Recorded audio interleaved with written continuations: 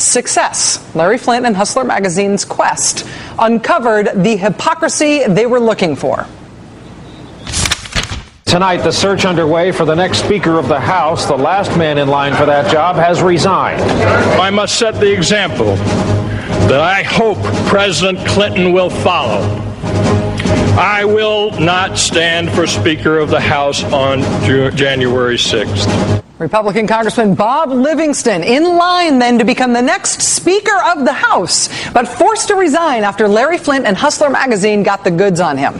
They were about to reveal that Bob Livingston, the guy busy impeaching Bill Clinton, Bob Livingston had himself been unfaithful to his own wife. Not news in itself necessarily, but definitely news in context because of the crusade that Mr. Livingston was on as a congressman and a political leader at the time. It was blatant, humiliating hypocrisy.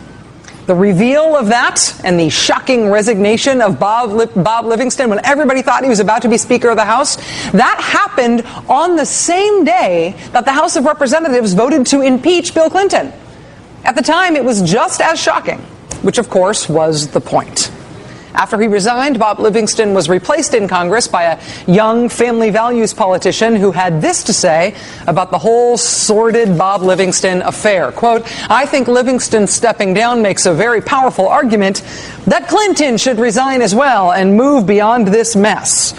That young family values politician went on to have a really bright career in Congress. He campaigned on stuff like protecting the sanctity of marriage. He co-authored the federal marriage amendment to keep gay people from getting married because that kind of marriage is of a lower moral class than the kind of marriage that he had.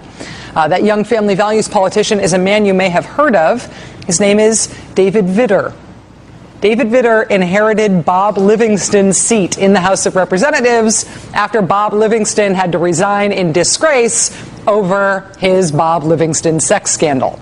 David Vitter then went on to become a U.S. Senator, and frankly, he didn't really make much of a national impression until about 8 years later, when Larry Flynt and Hustler magazine struck again. In 2007, after it was revealed that a D.C. madam had been running a high-end prostitution ring in Washington, Larry Flynt and Hustler magazine took out this full-page ad in the Washington Post. Look familiar? 9 years after getting Bob Livingston, Larry Flynt got Bob Livingston's replacement. He got David Vitter. They discovered Senator Vitter's phone number listed over and over and over again in the D.C. madam's phone records. They approached Mr. Vitter's office with the prostitution allegations. Before they could even get a call back, David Vitter went public. He admitted that even though he had called for Bill Clinton's resignation over a sex scandal, even though he took the seat of a guy who resigned over a sex scandal, even though he had campaigned and governed as a no sex for you, I'm the better moral sexual being than you guy, David Vitter was guilty of the same serious sin.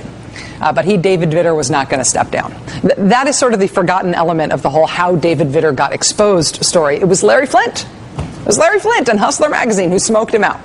And they did so because of this giant hypocrisy problem that David Vitter had. Just like with the Clinton impeachment hearings, Larry Flynt was essentially trying to change the politics around this. He was trying to humiliate politicians who build up their own political credibility by denigrating other people's family lives and other people's sex lives, while they themselves are as interesting/creepy as anybody else when it comes to affairs and hookers and naked pictures and sex in bathrooms, what have you.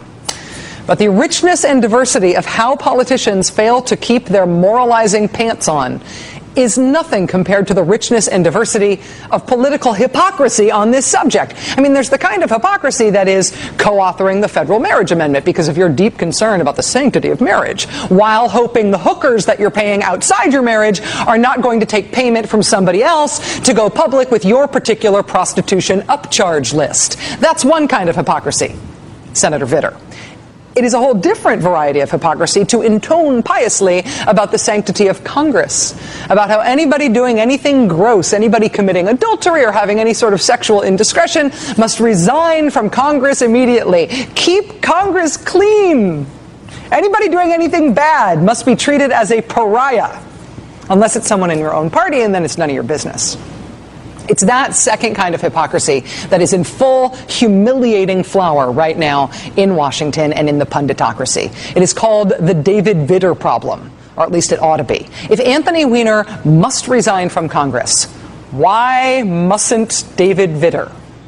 David Vitter, the week of the Anthony Weiner scandal, is being toasted as a member in good standing of the Republican Party in the United States Senate. David Vitter is still a member of the Senate, and still no elected Republican has, to our knowledge, ever called on David Vitter to resign. Not when he first admitted to being on the D.C. Madam list, not when he decided to run for re-election after the scandal had broken, and certainly not now. And now is finally when it's starting to become awkward for Republicans in particular. Chairman of the Republican Party calling on Anthony Weiner to resign because Anthony Weiner, he says, is a creep. That chairman still cannot bring himself to feel that same way about David Vitter. The Democrats ought to show a little bit of leadership and get this guy out of town. He is a representative in the greatest country on the face of the earth, and the Democrats should show some leadership and tell the guy to hit the bricks and go home.